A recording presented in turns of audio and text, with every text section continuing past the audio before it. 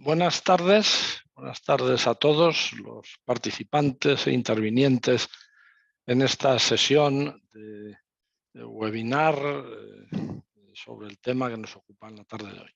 Soy, en primer lugar, una breve alusión, una breve presentación. Soy Juan Serrada, presidente de CIMA, es la Corte Civil Mercantil de Arbitraje en España, y también vicepresidente del CIAM. Por distintas circunstancias en las que ahora no cabe entrar porque no sería la cuestión, y un poco por azares del destino, digamos, pues me corresponde presentar esta sesión en este evento con el grupo de peritos, evento de nueva edición del año 2022 en este ciclo de sesiones sobre la situación y el análisis de la figura del perito en el arbitraje internacional. Como digo, esta sesión y estas conferencias fueron establecidas en su origen por José Antonio Caínzos, al que le dedico un grato recuerdo y un cariñoso abrazo, reconociendo toda la labor que ha efectuado en torno a CIAM. Como andamos escasos de tiempo y está previsto que esta sesión dure 1 hora para que todo el mundo pueda disponer de su tiempo en las distintas agendas apretadas de todos los que intervienen y todos los que nos están escuchando, voy directamente a efectuar esta breve presentación en 2 o 3 minutos, porque creo que lo importante es oír a la magnífica mesa de panelistas que nos acompañan esta tarde. El título en el que nos vamos a centrar a lo largo de la tarde de hoy es el siguiente. ¿Hay que aplicar a los peritos reglas parecidas a las que se usan con los abogados en materia de conflicto de interés? Como todos los temas que se han venido tratando a lo largo de estas mesas de webinar, como digo, el tema es realmente apasionante y el plantel de panelistas que tenemos es también verdaderamente excepcional. La mesa estará moderada por Josefa Sicart Mirabal, que es profesora de la Universidad de Fordham y también es árbitra internacional. Los panelistas son Juan Jesús Valderas, de Álvarez & Marsal, Verónica Irastorza, perteneciente a The Brattle Group, Jorge Padilla, de Compass Lexicon, y Fernando Cuñado, de KPMG. Una breve introducción y presentación de los distintos conductores de la sesión de hoy.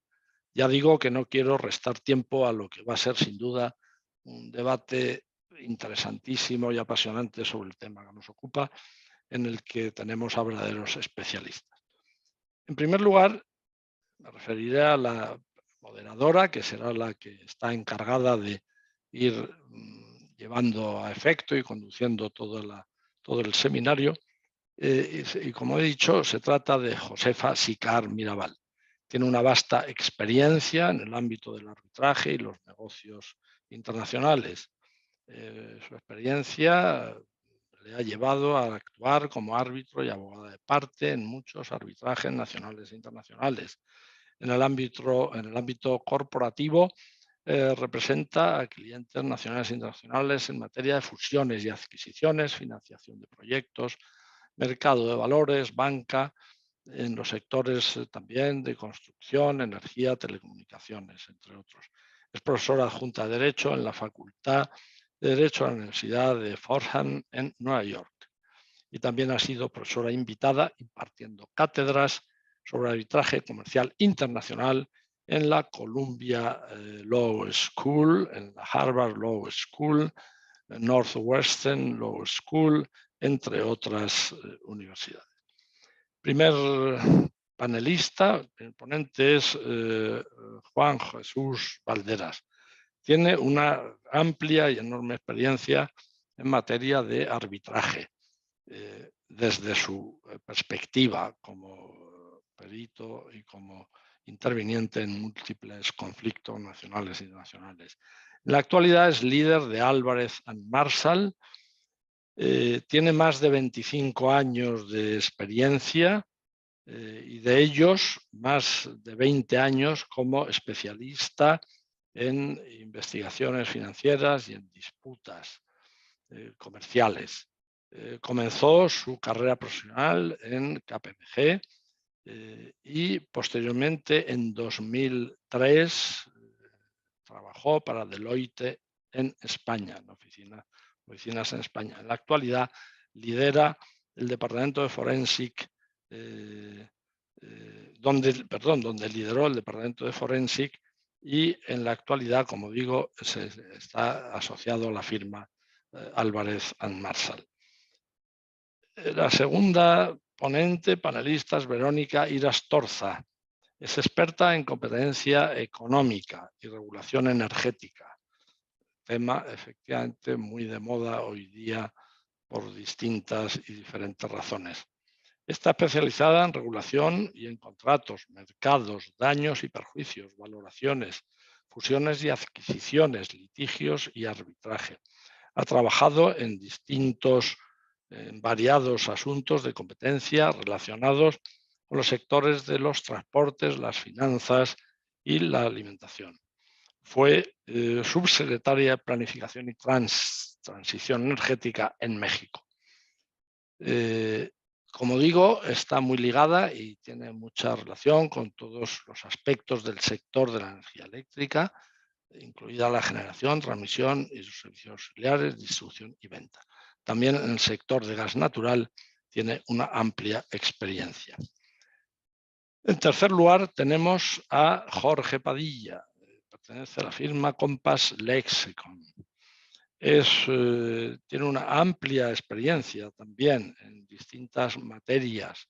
Ha actuado en los campos y es especialista en los temas de abusos de posición dominante, análisis y asesoramiento a los clientes en la definición de mercados, en el tema de precios, en las estrategias, todo ello en conexión con los abusos de posición dominante, como digo.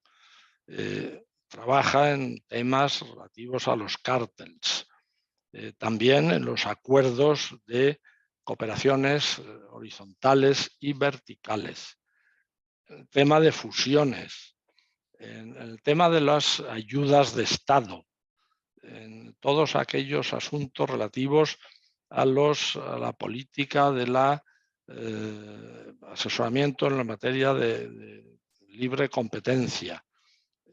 Tiene experiencia en litigación, también en materia de propiedad intelectual y, por supuesto, en los temas de arbitraje. Es autor y ha publicado ha participado en muchas publicaciones cuya enumeración sería prácticamente imposible en este momento resumir. Finalmente tenemos a Fernando Cuñado, también muy conocido en los ámbitos arbitrales, participa desde hace muchos años en todas las reuniones, en los eventos, en los congresos de arbitraje en España, tanto desde el punto de vista nacional como internacional. Tiene 20 años de experiencia en el área de asesoramiento financiero y contable, en particular en los servicios de auditoría y forensic. Fernando se ha dedicado en exclusiva desde el año 2003 a toda esta área, todo este campo forensic, y fue promocionado a director en el área forensic en el año 2005, tras su regreso de una estancia de un año en Londres. Desde su promoción a la condición de manager se ha especializado en la asistencia en todas estas materias como experto independiente en materia económico-financiera y contable en situaciones de disputa tanto de naturaleza judicial como en materia arbitral. Es autor y ha elaborado numerosos informes periciales y ha participado, lógicamente, en la posterior ratificación de estos informes ante tribunales judiciales y cortes arbitrales. Por tanto, sin más preámbulos, cedo la palabra a nuestra moderadora para que se ponga al frente de esta mesa, que estoy seguro será del mayor interés para todos los que nos escuchan, a los que desde este momento agradezco su asistencia a este acto, al igual que a todos los ponentes y panelistas participantes en la mesa. Muchas gracias. Tienes la palabra, Josefa. Muchas gracias. Muchas gracias, Juan, y muchas gracias al CIAM y a mis copanelistas por participar en este interesante tema, al igual que también muchas gracias a los participantes que están escuchándonos y viéndonos. Un poquito de in-house. Si tienen algunas preguntas, por favor, pásenla por el Q&A y en el momento apropiado podré leerlas y entonces pasársela a alguno de los ponentes para que la contesten. Esperamos tener un panel bastante interactivo y será más bien una discusión o una plática entre todos. Pero antes de eso, vamos a pasar a lo que es el tema de hoy, y es que los peritos son muy usados en el arbitraje, amén de litigios y otro tipo de disputas, porque muchas veces el tribunal arbitral carece del experticio, de la pericia que quizás necesita para poder emitir un laudo efectivo, para entender la disputa, y por eso se tienen expertos. Estos son, sea que dan opiniones o informes económicas financieras, o en algunos otros casos son legales porque el tribunal quizás carece del conocimiento de ciertas leyes. Entonces, ahora, ¿por qué es un tema tan importante? Porque está en el tapete, todo el mundo está hablando, hay críticas, hay soluciones propuestas de cómo evitar el conflicto de interés en los peritos, y es porque algunos lo ven como si fuesen abogados de parte, que han sido buscados para dar una opinión que favorece a la parte que lo busca, mientras que el tribunal lo que desea es entender bien el tema de que se trata y sobre el cual los peritos darán informes. Entonces, tenemos varias preguntas que vamos a circular, pero yo voy a comenzar primeramente preguntarle, y voy a comenzar con Fernando, a preguntarle a todos los que están acá si sus empresas, si sus compañías tienen alguna política interna, primero de cómo aceptar estos casos, sobre conflicto de interés. O sea, paso con Fernando, a ver. Ups. ¿Estás? Fernando, estás en mute. Ok, ya estoy. Ahora sí, gracias.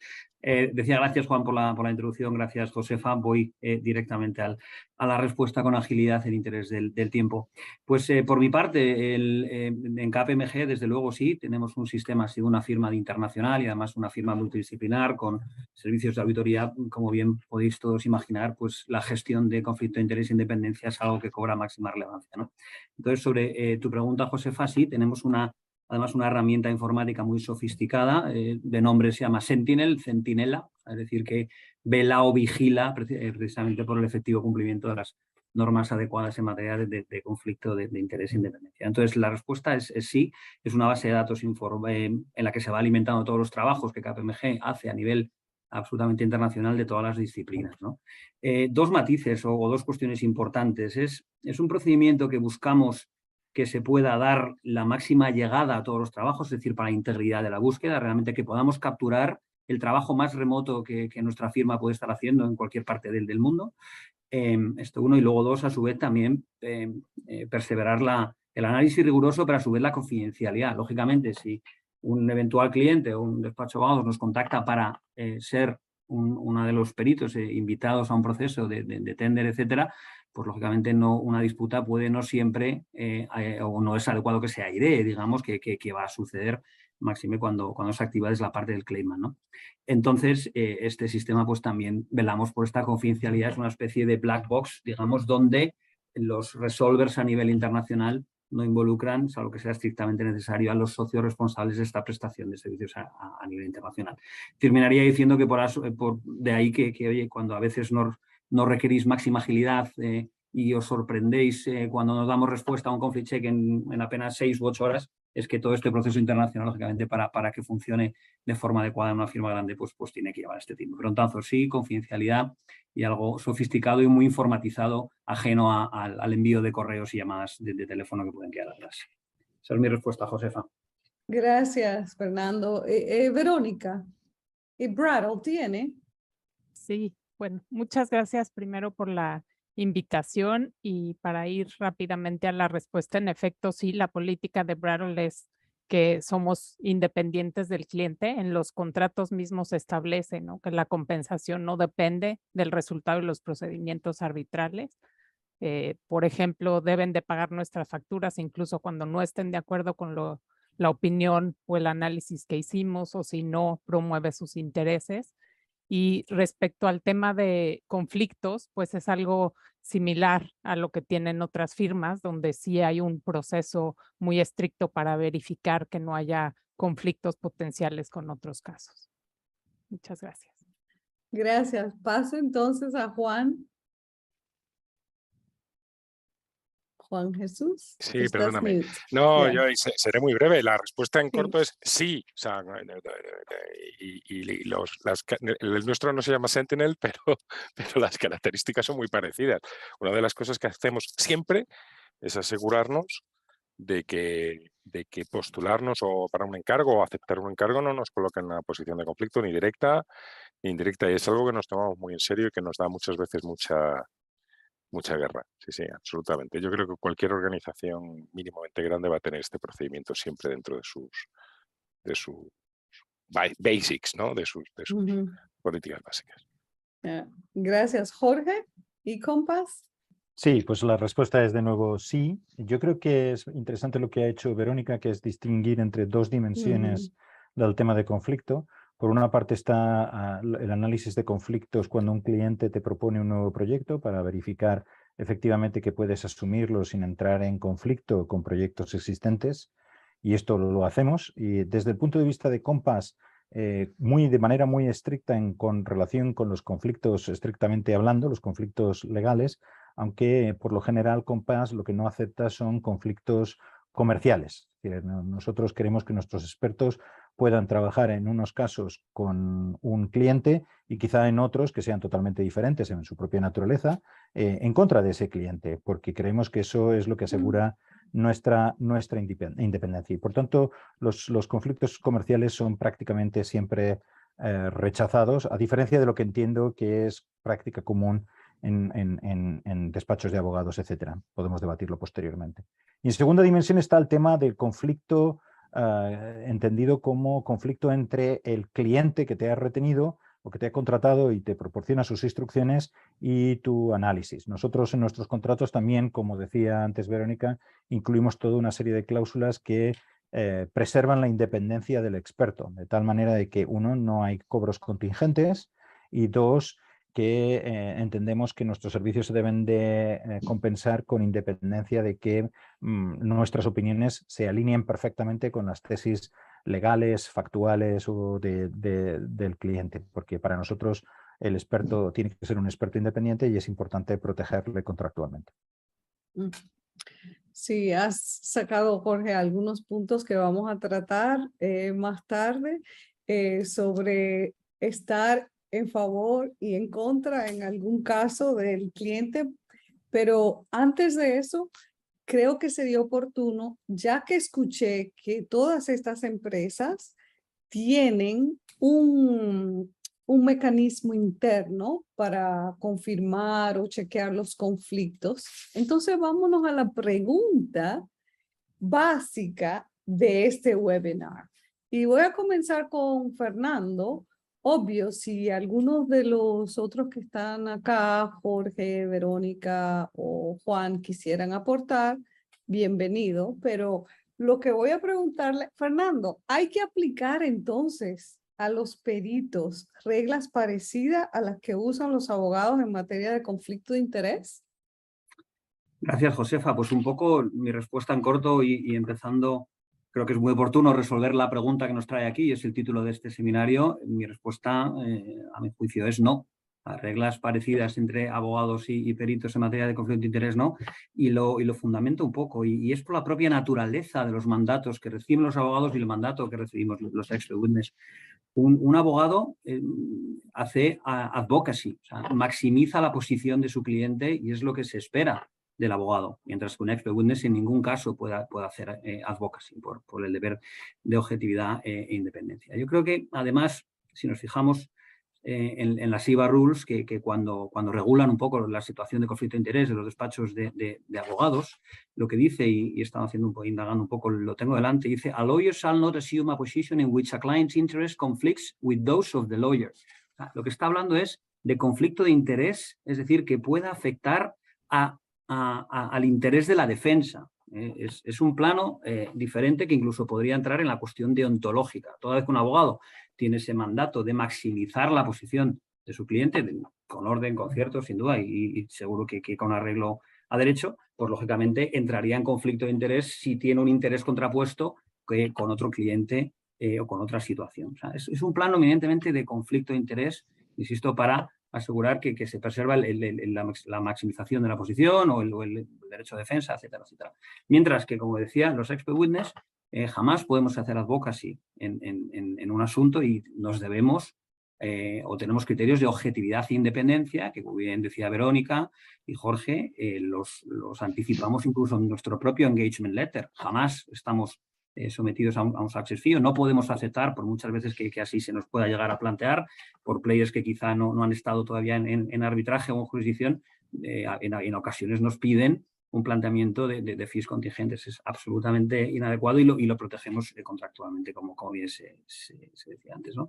Entonces, nuestro rol es objetividad e independencia. Por tanto, por naturaleza, no es el rol del abogado. Esto es lo que lleva en concepto a responder, no por mi parte. En cambio, yo sí veo cierta analogía, digo analogía y ahí podemos entrar en el título de reglas parecidas, con las exigencias de objetividad e independencia a los árbitros, también previstas en las IVA Rules, en las famosas listas Red, Orange y Green, ¿no? Digo parecidas porque creo que el estándar, y podemos debatir sobre ello, debería ser diferente, pero un árbitro sí tiene un deber de objetividad e independencia. Es decir, si hay algún factor que le pueda suponer una amenaza a su capacidad o a su situación de resolución de forma adecuada, pues es una situación que afecta a la independencia. Es decir, en plano de abogados es más conflicto de interés y en expert witness y árbitros, a mi juicio, es más una amenaza a la independencia. De ahí que diga, y me atrevo a decir que creo que puede ser una situación más de analogía, de ahí que los árbitros hagan su statement of independence en arbitrajes antes de aceptar los mandatos, y a nosotros también en los informes, pues en muchas ocasiones se nos pide un disclosure o un statement of independence para confirmar nuestra independencia y en qué medida basamos. Por esto, estas listas Red, Orange y Green creo que podrían ser un buen punto de partida para regular en su caso independencia también de peritos, con los muchos matices que seguro pueden salir. Gracias, Fernando. Quiero hacer un follow-up question a eso, pero no sé si alguno quisiera dar alguna posición con respecto a esa pregunta que hice, que si deben estar sometidos a reglas parecidas a los abogados.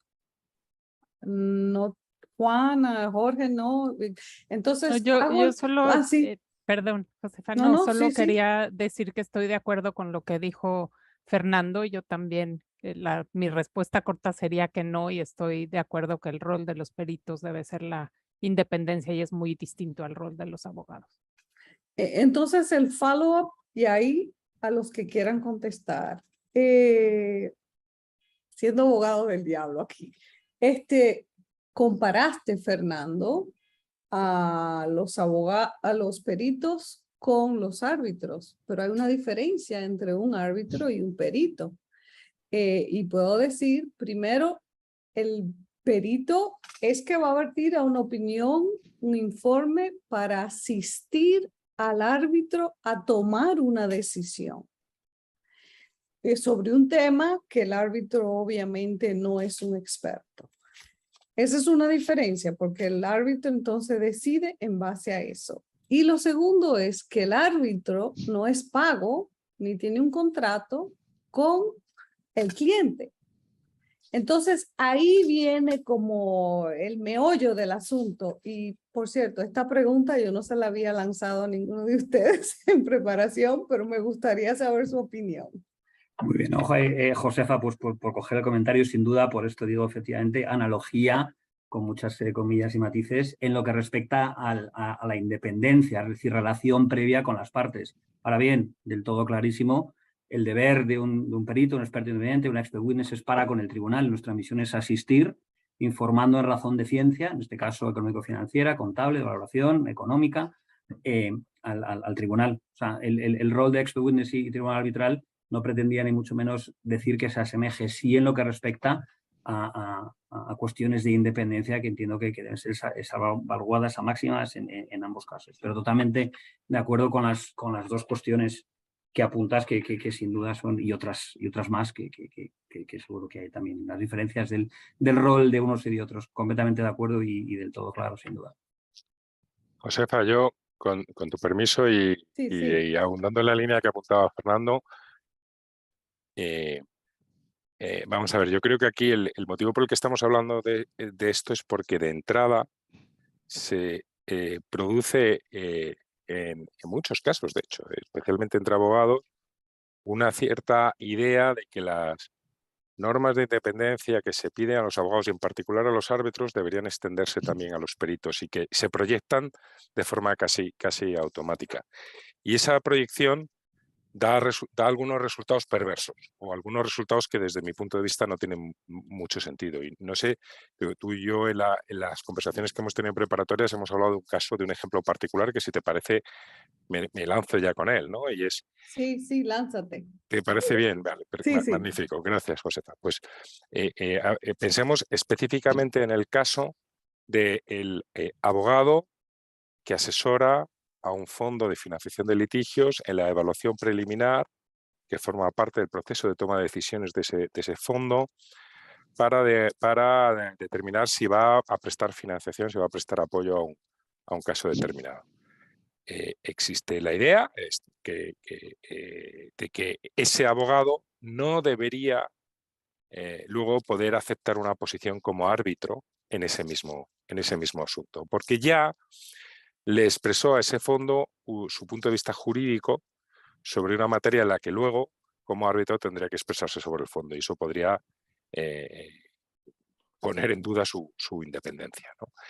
Y yo no entro a juzgar, a mí me suena razonable esto, ¿vale? Esta limitación en el caso de los árbitros, pero no entro a juzgarla, pero lo que está sucediendo es que se está de algún modo proyectando esta misma regla sobre los peritos. Es decir, si un perito, es algo que yo he hecho en muchos casos, pues recibe una pregunta de un fondo sobre la viabilidad desde el punto de vista económico o de el importe de una posible reclamación o la calidad de la prueba, la fortaleza de la prueba desde un punto de vista económico.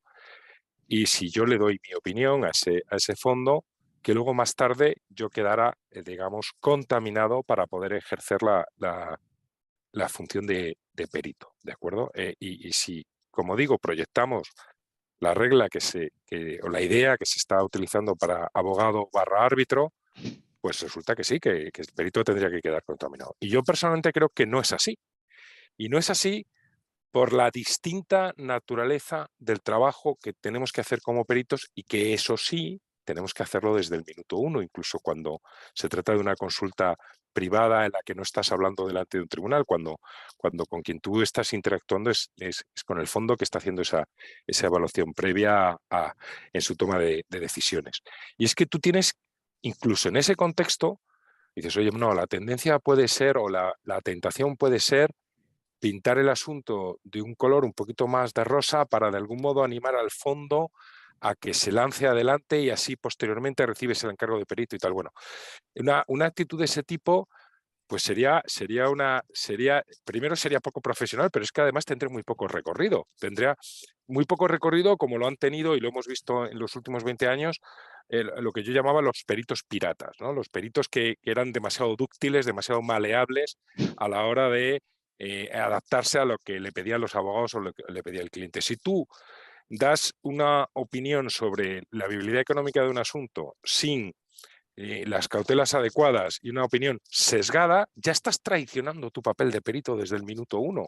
Y si has traicionado tu neutralidad, tu independencia como perito desde el minuto 1, claro que estás contaminado, pero no por haber ejercido esa función, sino porque has jugado mal tu papel desde el principio, ¿de acuerdo? Entonces, ¿qué pasa? Que si a mí me preguntan y yo no lo veo, lo que tengo que hacer es decirle al fondo, oye, yo no lo veo, o la prueba va a ser complicada, o el acceso a la documentación para sostener la cuantificación del daño va a ser muy problemático, o vamos a tener muchas limitaciones, o el número que va a salir no se corresponde con tus expectativas. Si yo hago bien mi papel en esa fase inicial, no hay ninguna razón desde mi punto de vista, para que posteriormente si el asunto llega a arbitraje y hay que designar peritos por las partes, por el tribunal, por quien sea, no veo ninguna razón para que yo no pudiera también hacer la función de perito en ese asunto. Y hombre, es de esperar que haya una coherencia entre lo que diga como perito y lo que aquella evaluación inicial, siempre sujeto a que cualquier evaluación inicial va a tener limitaciones, ¿no? Inevitablemente. Y yo creo que es un buen ejemplo que ilustra precisamente esta idea. Abogado que asesora a fondo, ¿puede ser árbitro posteriormente en el mismo asunto? Como mínimo borderline, no lo sé, eso os lo voy a dejar a los abogados, no voy a dictaros yo esa norma, ¿no? Pero entiendo que haya serias dudas. ¿Podemos aplicar la misma regla a los peritos? Yo creo que claramente no, yo creo que sería un error. Es un ejemplo concreto de esto que estábamos hablando. Gracias, Juan. Sí, lo entiendo. Más tarde voy a hacer otras preguntas dentro de ese contexto, pero quería darle la palabra a cualquiera de los ponentes porque si quisieran agregar algo más a lo que tú acabas de decir. Yo sumarme a la posición de Juan Jesús, pero prefiero no extenderme por el interés del tiempo de Jorge y Verónica, que tendrá su intervención. Sí, muy bien. Entonces, justo siguiendo ese mismo tren de ideas, paso a Jorge. Y ¿puede entonces un experto ser independiente si habiendo aceptado un encargo por cliente X, nunca aceptaría un encargo en contra? Y creo que es el mismo tema que luego voy a tratar con Verónica. Pero, a ver, Jorge. Pues yo creo que si adoptara esa forma de proceder, no podía ser independiente, porque entonces está claro que solo proporcionaría sus servicios como perito independiente, entre comillas, cuando en apoyo a un determinado cliente en un determinado sector. Y yo creo que el perito tiene que ser capaz de trabajar para y contra el mismo cliente. Dicho esto, obviamente, si en un determinado caso se ha tomado una posición, en un caso posterior no se puede tomar la posición contraria, porque a no ser que haya un cambio en los hechos y un cambio en las circunstancias, eso sería claramente pues bueno, una violación del rigor analítico y del rigor científico y del rigor pericial. Y también está claro que no se puede trabajar en un caso, obtener información, datos, que después se utilicen en un caso posterior en contra de la parte que te ha proporcionado esos datos y esa información. Pero yo creo que un experto independiente tiene que valorar su posición caso a caso en función de los hechos y con independencia de la identidad de las partes, porque si su opinión depende de la identidad de las partes, pues entonces no es independiente. Y es por ello que creo que los conflictos de naturaleza comercial son conflictos que puedo entender a nivel de empresa, pero que no entiendo a nivel de experto. Y en nuestro caso, en el caso de Compass Lexicon, dando primacía al experto sobre la empresa, por eso no aceptamos ese tipo de conflictos. Y por lo contrario, nuestros contratos incluyen una cláusula que claramente especifica que el experto en cuestión será libre de trabajar en casos contra quien le contrata en este momento, siempre y cuando no exista un conflicto legal o no exista, y sujeto a las restricciones que hablaba anteriormente, de la utilización de datos e información de unos casos a otros. Claro, Jorge, porque no sería que el cliente X te está pidiendo que seas un exclusivo perito para ellos. Entonces, y eso obviamente dice que tú no tienes independencia. Entonces, estoy completamente de acuerdo contigo con que sí puedes, o sea, actuar en contra en cualquier otro caso. Y creo Y además al cabo de unos años te verías atado a un puñado de clientes para los que ya has trabajado y no podrías nunca trabajar en ningún asunto en el que ellos estuvieran del otro. O sea, crearía una situación completamente viciada. No, además, desde el punto de vista de afuera, si siempre estás siendo contratado solamente por un cliente, óyeme, entonces tú eres abogado de ese cliente, o sea, no eres un perito independiente. Correcto, ese es nuestro punto de vista. Sí, entonces paso con Verónica, porque Verónica tiene también en ese mismo sentido el punto de ella es que en algunos casos recientes se ha hablado de a quién es que debe el perito su lealtad, sea fiduciaria o sea, será al cliente que le paga contractualmente o es al tribunal a quien le debes rendir ese servicio y a ver si hay una línea bastante fina entre ambas cosas, pero paso contigo, Verónica. No, muchas gracias. Sí, me pareció interesante leer sobre este tema reciente que se dio en el Reino Unido, donde se cuestionaba, ¿no?, esta obligación del perito con el cliente respecto a su obligación con el tribunal. Y creo que en la superficie puede parecer algo que cambia sustancialmente el rol de los expertos, ¿no? El que tenga la obligación o la lealtad con el cliente cuando siempre es el corazón de ser perito, es un trabajo independiente que ayude, como tú mencionabas, a aportar experiencia al panel arbitral para decidir. Pero yo creo que es interesante lo que se decidió, en este caso en el Reino Unido, donde la Corte concluyó que los deberes de un perito con el tribunal y con el cliente no estaban en conflicto. Y esto es por considerar que el cliente se beneficia de una evaluación justamente objetiva y honesta. Entonces, este deber primordial hacia el tribunal lo consideraron que es la mejor manera de que un experto cumpla con su deber con el cliente. Entonces, me pareció interesante el pensarlo así, porque estoy de acuerdo en que claramente no hay un conflicto, aunque podría parecerlo en primera instancia. Muchas gracias. ¿Alguien más tiene alguna opinión sobre eso o no?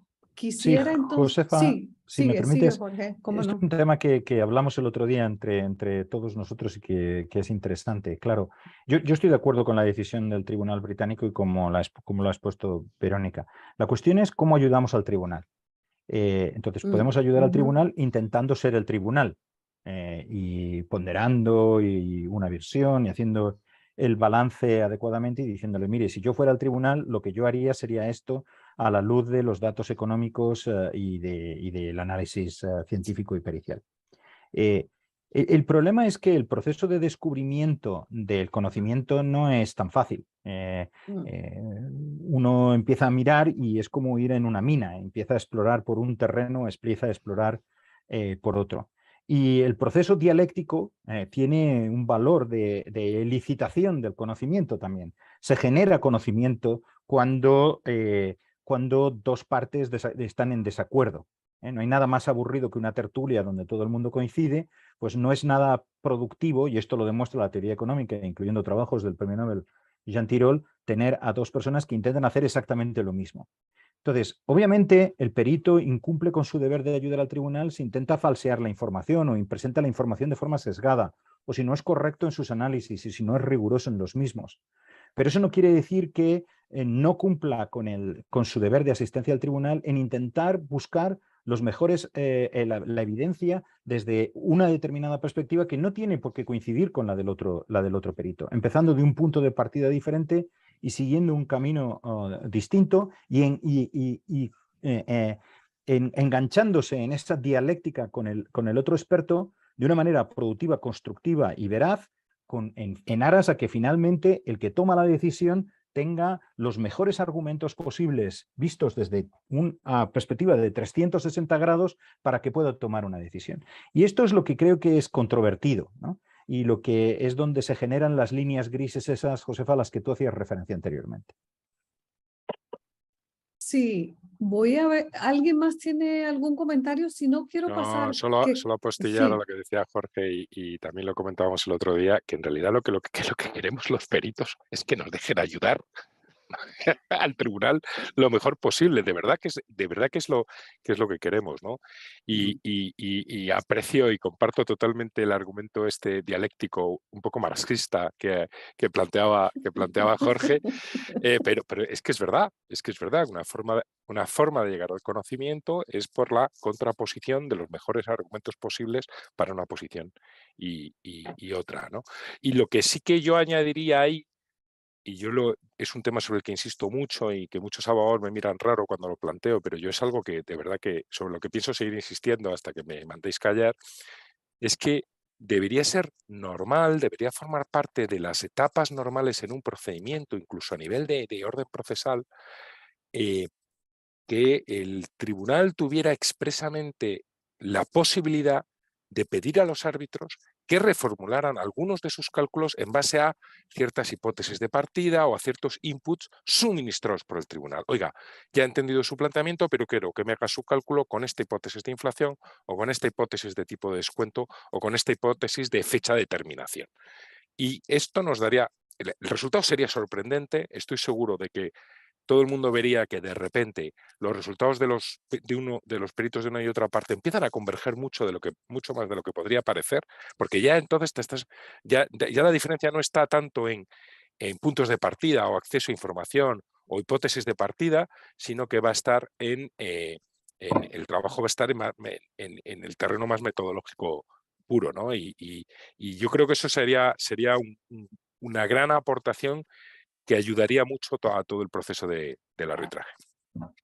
Y ya que estás en el tema, y voy a dejar que Fernando parece que quiere decir algo, ya que estás en el tema de lo que puede hacer el tribunal arbitral, también como otra pregunta quería hacerle a todos, si están de acuerdo con el hot tubbing, con reunirse, con tener los interrogatorios conjuntos y todo eso. Y bueno, paso con Fernando y luego a ver si me contestan. Antes del hot tubbing, muy breve, sí, pero quería incidir en lo que has mencionado, Jorge, y lo has explicado de forma brillante, y es el concepto de conflicto comercial, que efectivamente las firmas pueden tener conflictos comerciales por otro tipo de intereses, pero el rol del experto, el conflicto que nos debe preocupar a nosotros es el conflicto técnico, así lo clasificamos, efectivamente.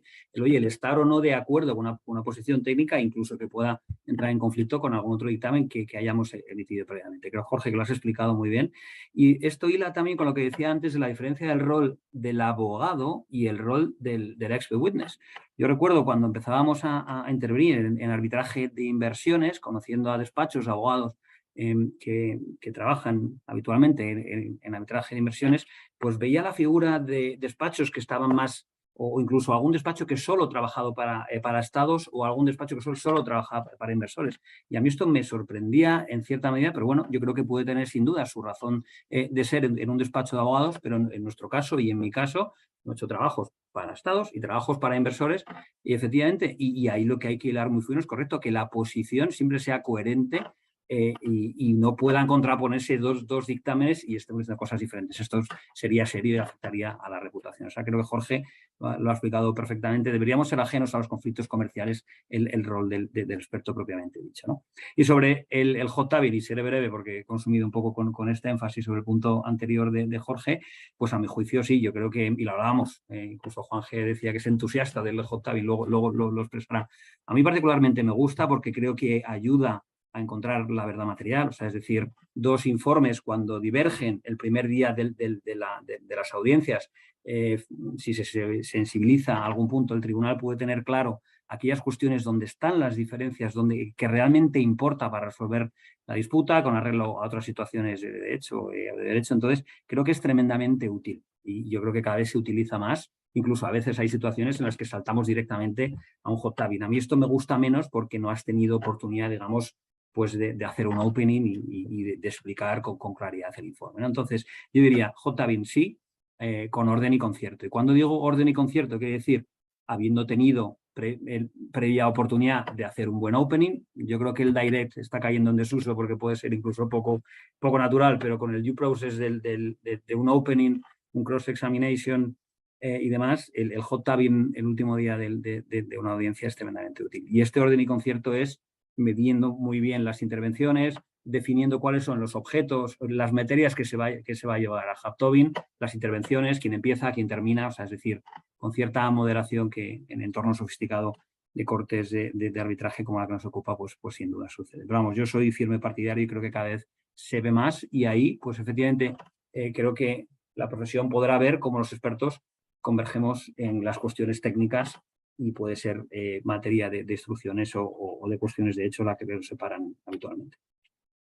Perfecto, los demás también están de acuerdo. Lo voy a tener pendiente si alguna vez están frente a mí como árbitro. Los demás también con hot tabbing están de acuerdo. Yo, como ha dicho Fernando, yo soy un entusiasta del hot tabbing. Creo en todo lo que suponga oportunidades para el tribunal para entender mejor el trabajo que han hecho los peritos. Claro. Porque lo que no se entiende se tiende a despreciar. Sí. Y eso es un problema. Si los árbitros no te entienden, no van a poder valorar adecuadamente tu trabajo y los resultados de tu trabajo. El hot tabbing es una oportunidad y además cuando no te entienden, a veces las decisiones se toman en base a otras cosas, como cuál me ha parecido más convincente o a cuál he visto más tranquilo, ¿no? Lo que por cierto también es un riesgo en el hot tabbing. Totalmente con Fernando, la oportunidad de explicar cómo Dios manda tu informe y a partir de ahí todos los challenges que tú quieras. Pídeme que recalcule cosas, por favor, con tus inputs, con tus datos. Sométeme al escrutinio no solo del abogado, sino al escrutinio del otro perito. En Noruega es normal que el perito, durante el interrogatorio del perito de una parte, el abogado de la otra tiene a su perito sentado al lado y el perito puede preguntar directamente al otro perito. Eso no es exactamente un hot tabbing, es un cross-examination en la que los peritos de uno y otro lado son parte activa y no solo pasiva, ¿no? A mí todo lo que sea challenge me parece positivo porque son formas para arrojar luz y entendimiento. Bien. Jorge, ¿querías decir algo? Yo estoy muy a favor del hot tabbing, 100%. Creo que en una reunión previa hablábamos de que lo que es importante es que el hot tabbing esté bien organizado y que esté bien gestionado, de tal manera de que las dos partes tengan la oportunidad de expresarse, de posicionarse y de rebatirse. Y estoy partidario de los opening statements. Creo que el direct examination es tremendamente artificial. Creo que es mucho más útil que haya un opening statement donde el perito tenga la oportunidad de señalarle al tribunal aquellas cuestiones que considera más útiles. Y lo que cada vez creo que se hace peor son los cross, porque cada vez los veo más destinados a intentar cuestionar la credibilidad e incluso en algunas ocasiones humillar al experto que a verdaderamente servir al tribunal. Y creo que aunque el abogado tiene claramente el deber de ayudar a su cliente, también tiene un deber con respecto al tribunal y tiene que hacer que el cross-examination sea un elemento útil. Y el cross-examination es un elemento útil cuando las opiniones que ha presentado el experto contrario son cuestionadas sobre la base de elementos objetivos, confrontándole con datos y confrontándole con hechos, no intentando buscar una sorpresa o una contradicción o simplemente el párrafo que después torticeramente se va a utilizar en conclusiones como intentando presentar como que apoya una tesis que no apoya en realidad. Y yo creo que es deber del tribunal exigirle a todos los que juegan en su sala, los peritos en primer lugar, pero también a los abogados, que actúen de una manera que resulte útil para elicitar esa verdad material a la que hacía referencia anteriormente Fernando. Muchas gracias, Jorge. Creo que se nos acorta el tiempo y quiero sí darle oportunidad. Estoy mirando en el Q&A algunas preguntas y voy a lanzar esta. ¿Pudieran los panelistas describir un ejemplo, el tipo más común de conflictos que han tenido? Son de interés aquellos conflictos que de hecho se han materializado y no conflictos hipotéticos que todos podemos imaginar. O sea, ¿pueden ustedes, los panelistas, decirnos, dar un ejemplo? Entonces pasamos ahí con Juan. Un caso que hayas Pues mira, tenido. yo como apuntaba antes Juan, yo he estado 21 años en Big Four, así que conozco el paño bien, ¿no? Y hay situaciones, y aquí me aprovecho de algo que mencionaba el otro día Fernando, en las que resulta que un accionista del 15% del capital de la contraparte es un fondo de Singapur que resulta que para el que auditamos una filial, ¿no? Y entonces, no, aquí hay un conflicto que puede... Cuando tú en realidad no tienes ninguna conexión con el señor que hace la auditoría allí en Singapur, no tienes ninguna relación. Te puedo decir que los 12 años que estuve al frente de la práctica de Forensic en Deloitte, el 50% de los asuntos que entraban en mi mesa se morían por algún tipo de conflicto. Aquello era una batalla extraordinaria, ¿no? Y casos como este que te acabo de describir, este ejemplo concreto en el que el conflicto sería tan delincuescente, pues había ocasiones en las que te impedía poder aceptar un encargo. Y frente a eso, yo creo que la independencia del trabajo del perito, hay otras herramientas para medirlo. No me quiero enrollar, pero yo siempre hablo mucho de la reproducibilidad. El trabajo de un perito tiene que poder reproducirse por las otras partes y por el propio tribunal. Tienes que dar todos los elementos para que se pueda reproducir. Y la solvencia y la solidez de tu trabajo tienen que hablar por sí mismas de tu independencia. Pues por mi parte, estando en tiempo presente en Big Four, me hago eco de lo que dice Juan Jesús. Yo creo que un ejemplo claro es cuando la firma es auditor y por tanto puede tener acceso a información. Y aquí cojo el guante de lo que decía antes Jorge, mencionaba la situación de conflicto técnico, es tener una opinión ya formada, incluso haberla expresado por escrito, o muy importante, este es el punto que daba Jorge, y es haber estado involucrado en una transacción, una auditoría por supuesto, pero por ejemplo un ajuste al precio o en unos reps and warranties posteriores a un deal en el que se está debatiendo un ajuste al precio de una transacción. Pues si la firma ha intervenido en esa transacción y puede haber tenido acceso a información precisamente de la parte que puede situarse al otro lado de la sala, pues lógicamente tenemos una situación de conflicto de interés por haber tenido acceso a información sensible que pudiera ser utilizada o pudiera ser entendido que puede ser utilizada en contra de los intereses de la parte contraria. Este es un ejemplo muy claro, de ahí que depuremos o analicemos intervenciones previas, ya no solo en auditorías, sino en el mundo de transacciones y otros muchos temas, ¿no? Por el acceso a información sensible que puede ser relevante para ellos. Muchas gracias, Verónica. Sí, yo creo que también un conflicto frecuente y quizá porque no son tantas las firmas de expertos, pero es que nos busquen los dos lados para solicitarnos periciales para un mismo caso. Y ahí claramente, aunque sean dos expertos distintos de la misma firma, yo creo que es complicado poder justificarlo. Bien, Jorge. De acuerdo con lo que acaba de decir Verónica. Además, yo me he enfrentado a dos tipos de conflictos que siempre son complicados. Uno, por ejemplo, en casos de donde hay un cartel, por ejemplo, hay varios cartelistas. Y entonces, pues es posible que te contacten varios cartelistas o te contacten a la empresa varios cartelistas para trabajar con ellos. Y ahí la decisión no es fácil y es un poco ad hoc, caso a caso, porque están en el mismo lado, pero no tienen por qué tener incentivos perfectamente alineados.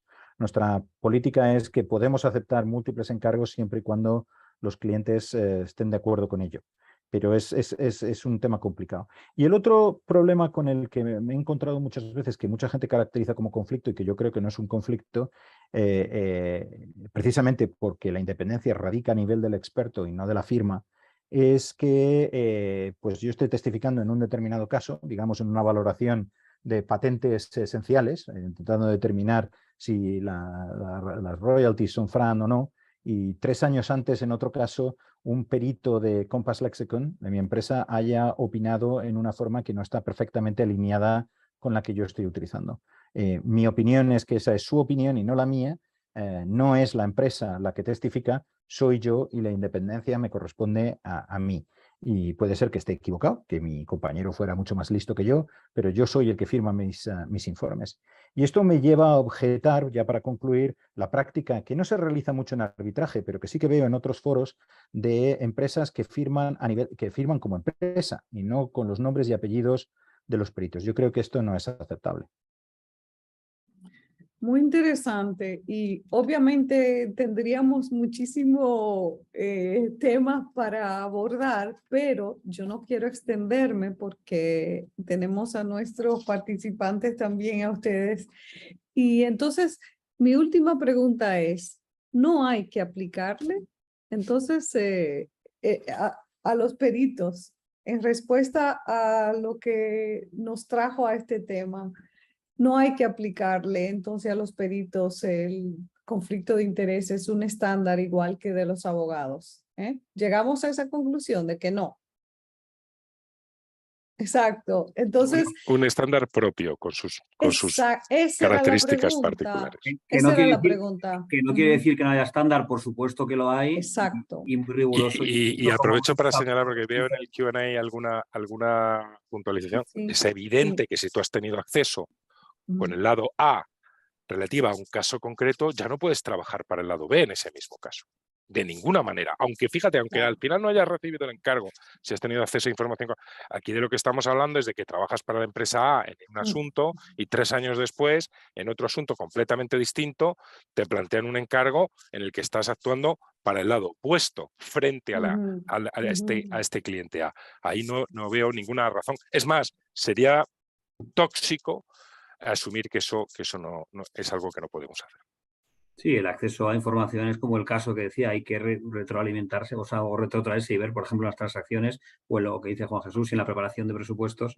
De ahí creo que es sano cuando se hace un presupuesto, oye, pues no recibir más información de la estrictamente necesaria para hacer un presupuesto, una carta de encargo, no recibir todo el modelo del plan de negocio, etcétera. Una vez que se es contratado, se puede recibir toda la información en detalle, pero quizá previamente, porque a veces, si no, puedes llegar a conflictuar a todo el mercado, ¿no? A todos los peritos, si pides propuesta a 5 peritos y les inundas con información innecesaria para plantear un presupuesto. Pues aprovecho para darle las gracias a todos. Ha sido, aparte de muy interesante, muy divertido e instructivo para mí como árbitro. Y entonces le doy la palabra ahora a Juan. Muchas gracias. Muchas gracias. Y felicitaciones, enhorabuena a todos los participantes, a todos los panelistas por su agilidad, por el cumplimiento del horario, por la claridad de sus exposiciones. Es verdad que el título de la mesa, que es en la que está incluida la expresión conflicto de interés, en un ámbito, en una materia como es el arbitraje, donde efectivamente los conflictos de intereses es algo que aparece continuamente en cada arbitraje. Es verdad que referido básicamente a los árbitros, a los abogados. El hecho de debatir sobre el conflicto de interés en los peritos creo que es una materia del mayor interés. Ha sido muy clarificadora la mesa, me ha gustado mucho. Doy la enhorabuena a todos. Me he quedado con 2 ideas básicas dentro de las muchas que se han expuesto a lo largo de la tarde. La primera de ellas es que efectivamente, con independencia o además de los posibles conflictos de interés que puedan existir en casos concretos y todo lo demás, ha quedado muy claro que la función del perito, que actúa y emite su dictamen a una de las partes para ilustrar al Tribunal Arbitral. Ese dictamen está basado en la objetividad previa, a priori. Es decir, antes de hablar de conflicto de intereses, lo que es importante es mantener y salvaguardar ese principio de la objetividad previa, a priori, y de la independencia del perito.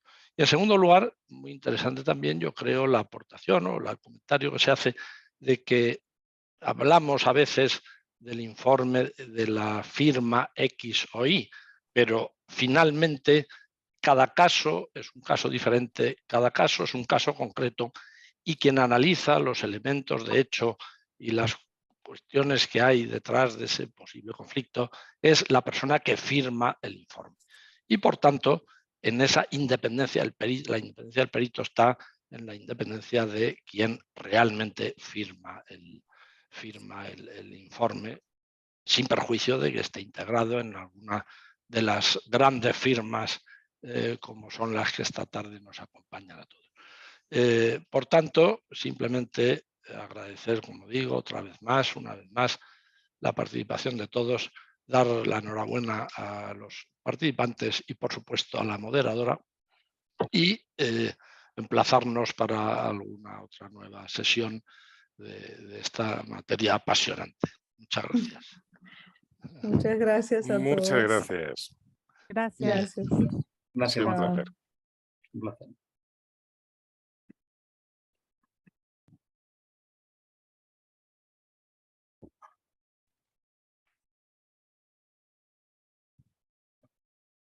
Muy bien.